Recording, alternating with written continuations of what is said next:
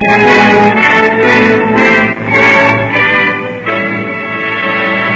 Gulf Screen Guild Theater.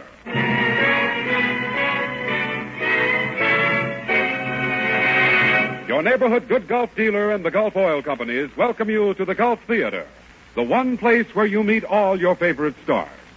Tonight we bring you the brilliant and charming twice winner of the Motion Picture Academy Award, Bette Davis, supported by one of the finest and largest radio casts ever assembled.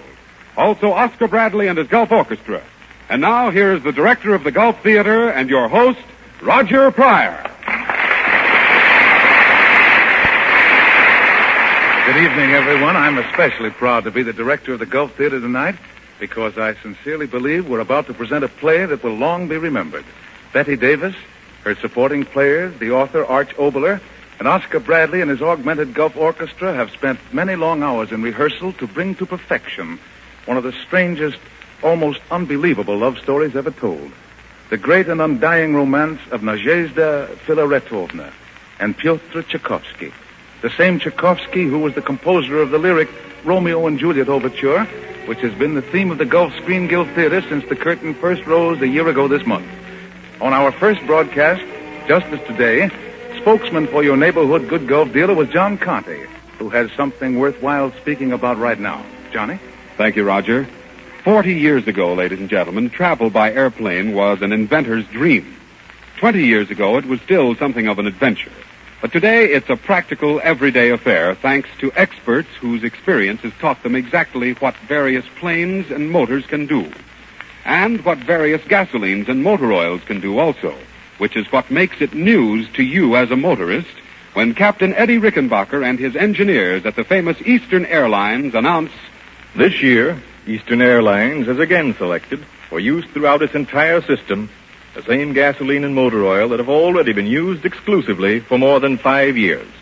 Gulf gasoline and Gulf motor oil." Yes, Eastern Airline planes operating between New York and Miami, New York and Brownsville, Texas, and Chicago and both coasts of Florida have now flown the astonishing total of 300 million passenger revenue miles using Gulf gas and motor oil, and have hung up a record for safety and efficiency that's the envy of the industry. More mileage, complete dependability, top performance. The same things you want for your car are what led Eastern Airlines to select Gulf products for the air, just as millions of motorists select them for the highway. So next time, why not take a tip from Captain Rickenbacker and his experts and stop at the sign of the orange disc for Gulf quality gasoline and motor oil.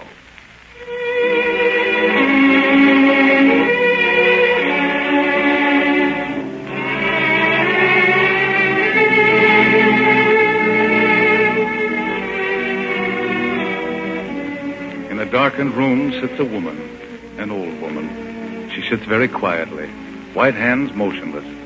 This is a room in a fashionable house in the city of the Imperial Russia of 1893. The Russia of great poverty and great riches, of great ignorance and great art. The old woman sits, motionless, listening to the thoughts in her mind.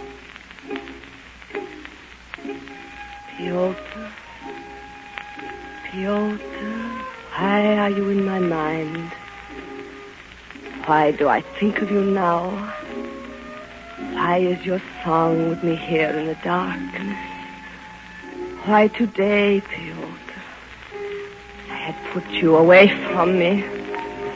Why have you come back today, Pyotr? It's of the utmost importance that you listen to me.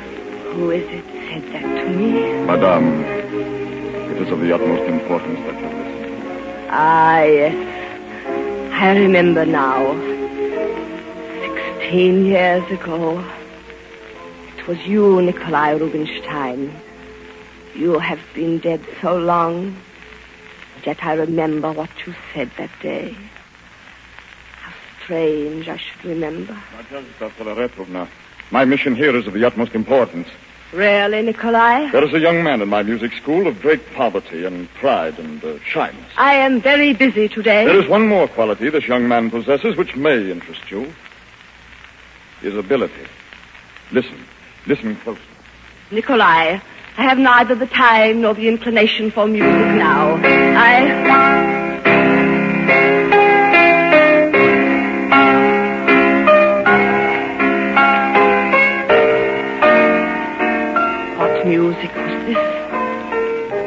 music was this you began to play, Nikolai Rubinstein? So many years, and yet I hear it. Music and yet not music. A voice, a man's voice singing to me.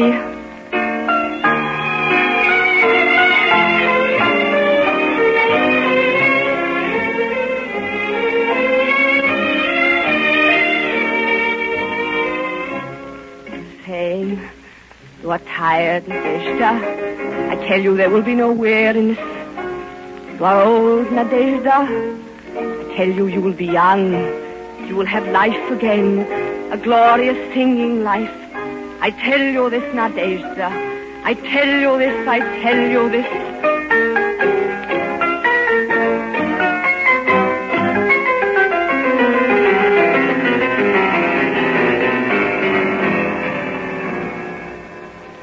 When you had finished, Nikolai, I remember I said, Nikolai, tell me, whose is that?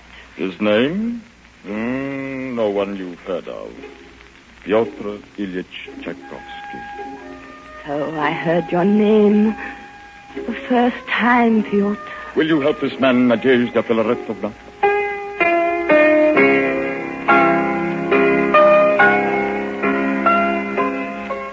Would I help you, Pyotr? No, would you help me? Private railroads. Good investment. Townhouse. Country house. In the Ukraine. Yes, I had those. Trishka, Yulia, Vladimir, Yes, my children, I had them. But... Nothing. Yes, nothing for me. How could I explain to Nikolai, to anyone?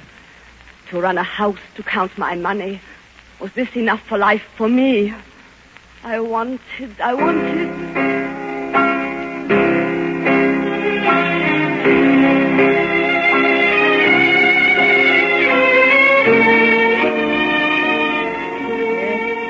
You said what I wanted, Pyotr. Help you? Yes, always. In a moment, my pen was in my hand. I would write you, yes. I was a woman past middle age. My husband was dead, and my children were growing in their own lives. And I had nothing, and I must have something. You, Pyotr, you. The music in you. If I could give it life and reality in my life. No. I threw the pen from me. What madness had come over me. I didn't need man nor God. I would pay you for your music and have done with you, yes. And then... the concert that very night. Your music. When it was over. Unimportant. All of it. Definitely unimportant. Oh, no. The night was singing with your song, Pyotr.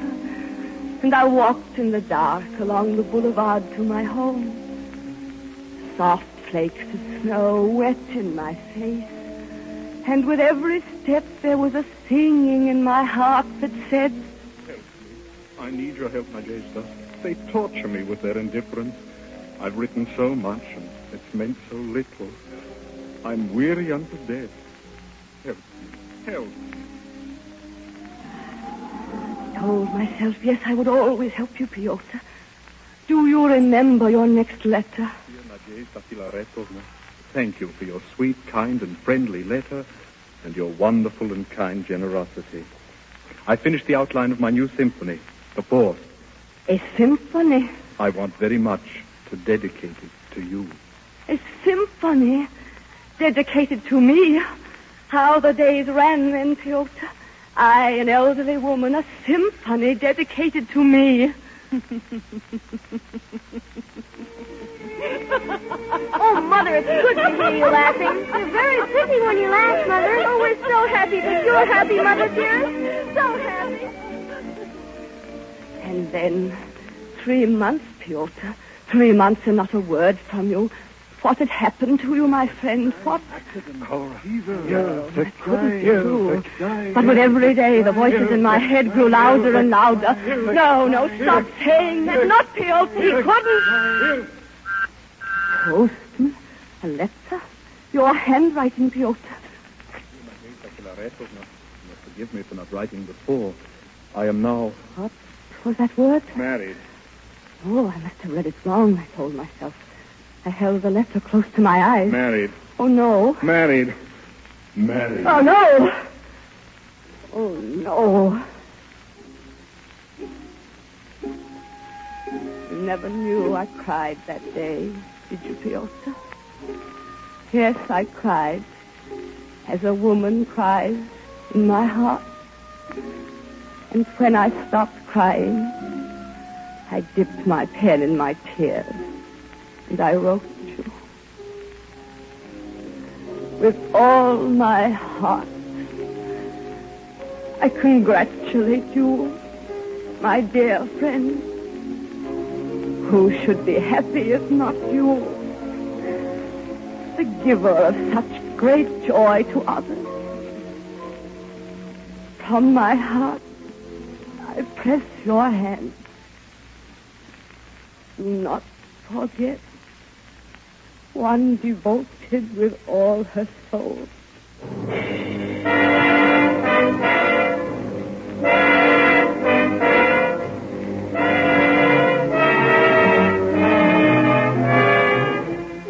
The days after that, like the days after someone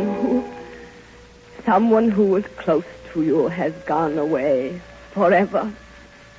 Everything is just the same, and yet nothing is the same. Who was she? This woman who had taken your heart? Was she very young? I love you, my husband. Would she understand you? Would she respect your shyness, suffer your angers and fires of music blazed in you, humor your child's ways, strengthen your uncertainties, respect your greatness? Oh, I asked myself all this 1,000 times in the days that crawled on. Would she do all these things for you, Piotr, that anyone who truly loved you would do? How could there be an answer? No, this was my destiny. To watch the days and the years spin around nothing, into nothing, always nothing. To need no one, and to have no one who needed me. How strange the nights I remember now, Piotr. Good night, Mother. Sleep well, Mother. I lay down on my bed. Sleep, yes. Sleep and forget. What? The river? A dream. Why should I dream this dream? My name? Had someone called my name? Yes, again. Who was it? In my dream I wanted to see. I had to see a man in the water. His arms lifted toward me. I saw. Piotr, you!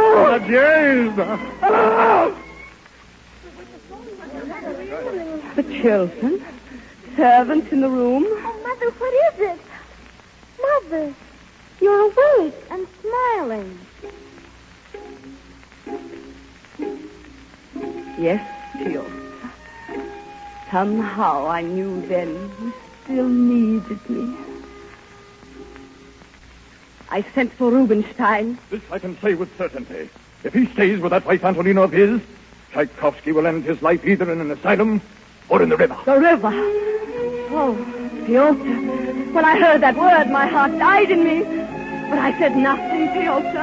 Afraid he would laugh at me, say. Oh, woman, are you coming between a husband and his bride? So I waited for you to turn to me, Piotr. Waited. Rumors. I began to hear rumors. And from what they said, I began to see the whole horrible picture of her. Why are you doing that, Piotr? Where are you going, Piotr? What are you Oh, doing, this was the woman my friend had taken. Yes, this was Antonina. How clearly I saw her, grinding his heart away with her miserable, why this, and do this, and don't that, put an end. An end to this leech in your veins, Piotr. I said it. I would. And I did. He's gone off to Italy, of all places. This unpredictable Piotr Ilyich. To Italy. without that new wife of his, and to write a new symphony, no less. I wonder where he got the money. Ah, clever Nikolai Rubinstein. I think he knew Piotr. Ah, what did it matter? You were free to work. And as you worked, you would live. And as you lived, Piotr, I lived. Last day. The 22nd of February. The day, yes. The conservatory. So many lights, so many people. The conductor bowed to the right and to the left. The batteur up, down.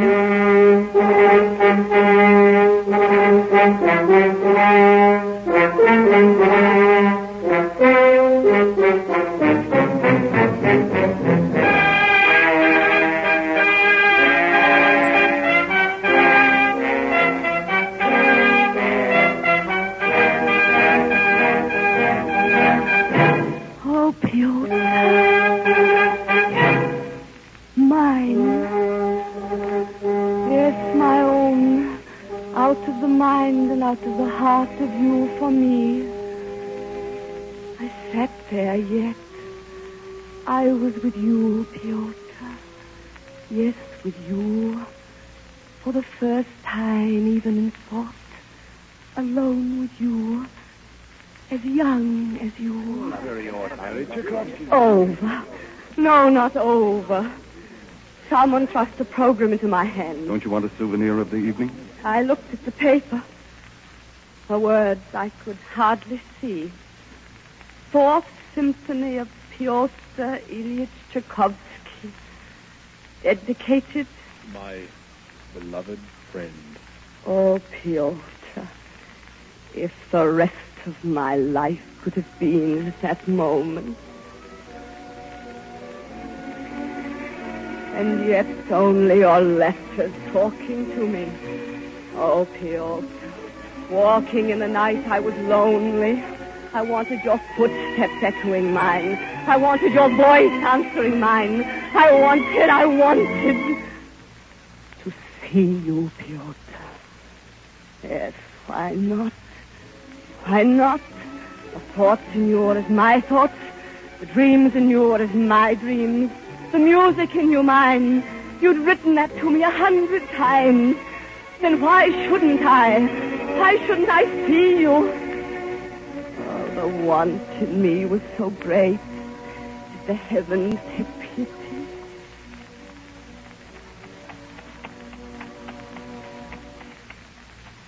Mother?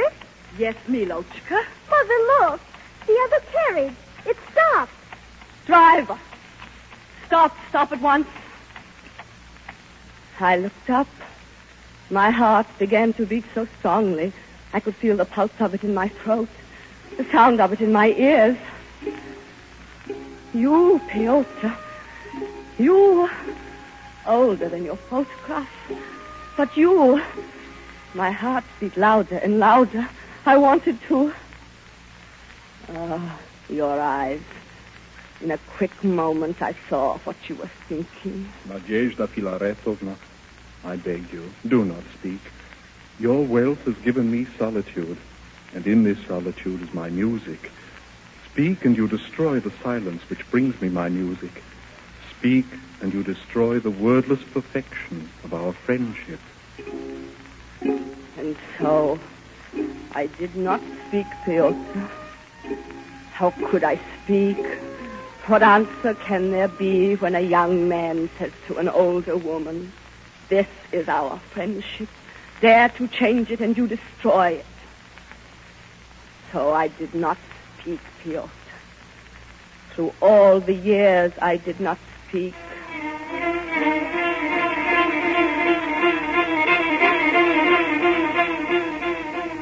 But your music, always a wonder of your music. How they began to applaud you. I always said the man's a genius. A medal from the Tsar himself. Yes. Let them pat you on the back with the quick flattery of their useless hands. It didn't matter as long as you wrote your music, Piotr. For me. Happy years, busy years. There was no weariness. I had love. And you gave it to me, Piotr. You. And it would last forever.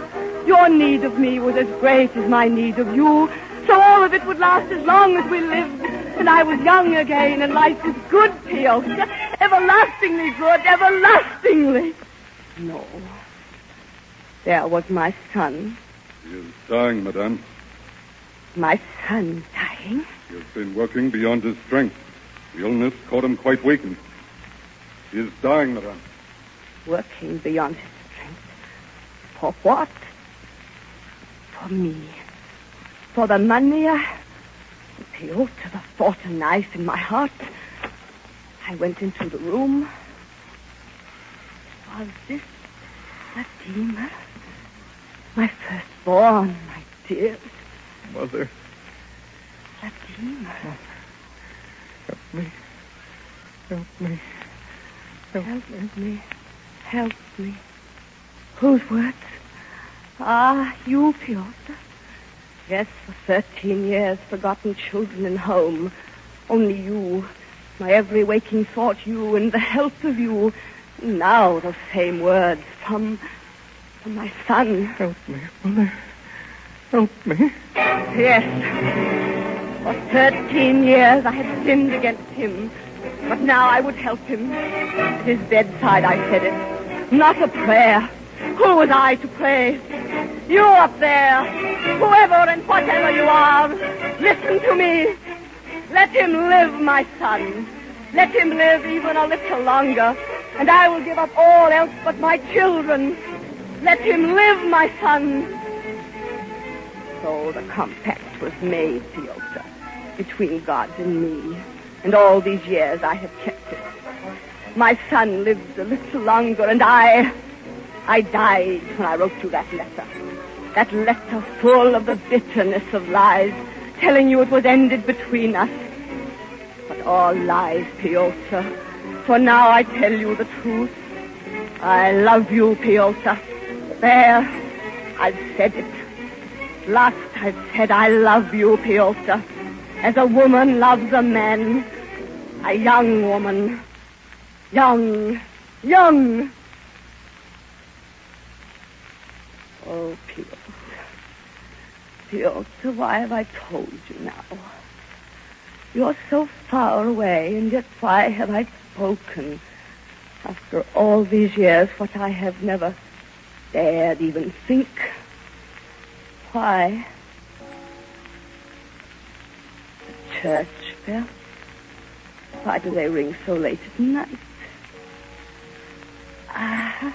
Oh, Piotr, I remember.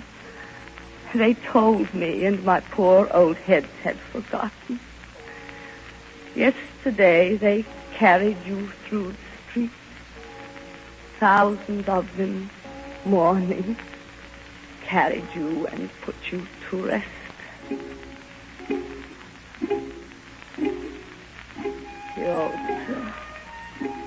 Piotr, why are you in my mind? Why have I thought of you now? Why was your song with me here in the darkness? Why today I put you away from me? Why have you come back today, Piotr? Talk to me as I have talked to you. Dear friend, be assured I shall remember you and bless you until my last breath. Ah, your last letter to me. Probably you yourself do not realize the extent of what you have done for me. Never for one moment have I forgotten you, nor will I forget you, because every thought I have concerning myself concerns you also. I kiss your hand with all the warmth my heart contains. I kiss your hand with all the warmth my heart contains. Oh, Piotr. Piotr, I am so weary. I want to rest. Sing me to sleep now. Beloved friend.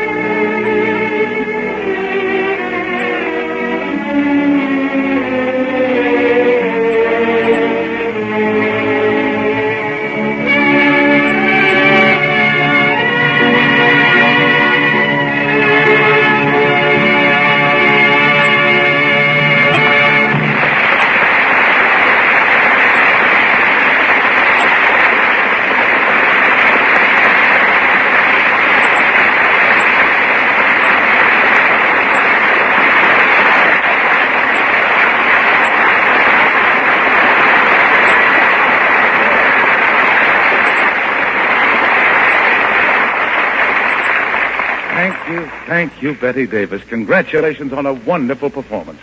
And thanks to you, Arch Obler, for a magnificent play, and to you, Oscar Bradley, for your superb scoring and conducting. Ladies and gentlemen, you never saw a more excited audience in all your life, because in just a moment, Bette Davis is going to receive another award. Yes, another award to add to the 2 awards she's already received from the Academy of Motion Picture Arts and Science.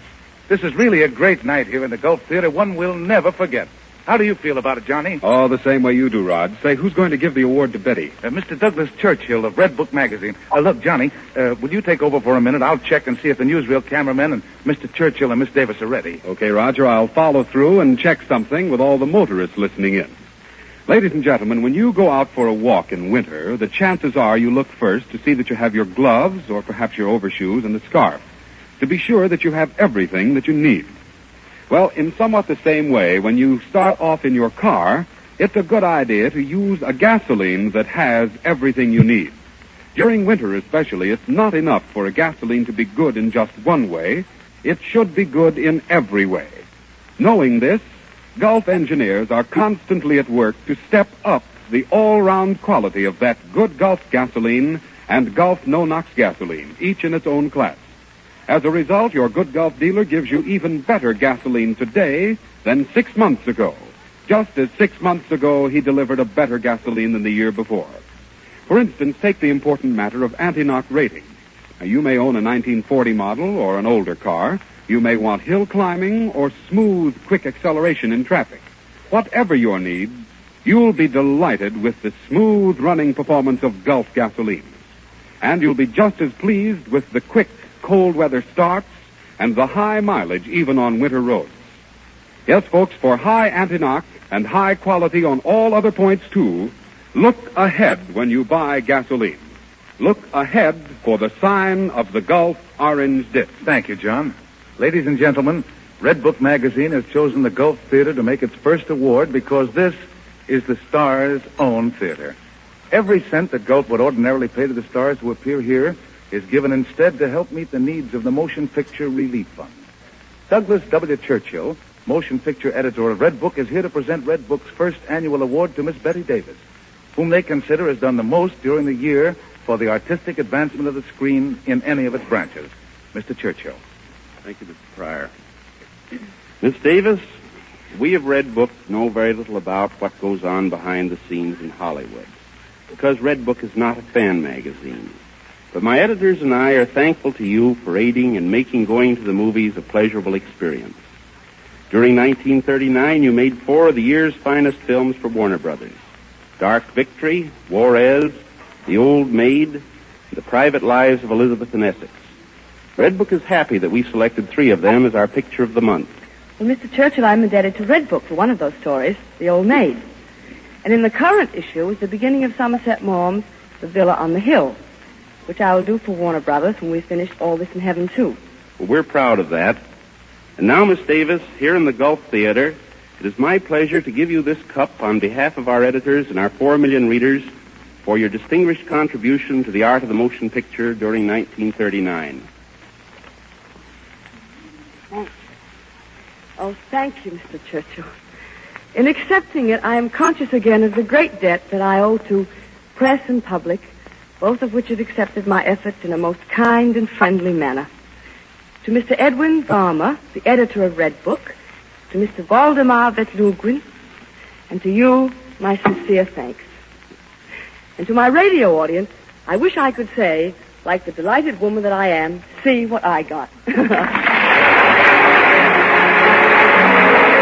Thank you, Bette Davis and Mr. Churchill. And ladies and gentlemen, be sure to join us in the Gulf Theater next week when we bring you Douglas Fairbanks Jr., Paulette Goddard, Frank Morgan, Roy Dorsey, Mary Forbes, Margot Stevenson, and Oscar Bradley in his Gulf office. So listen in, won't you? Good. Until then, this is Roger Pryor saying, good night, everybody, for your neighborhood good Gulf Theater. This is the Columbia Broadcasting System.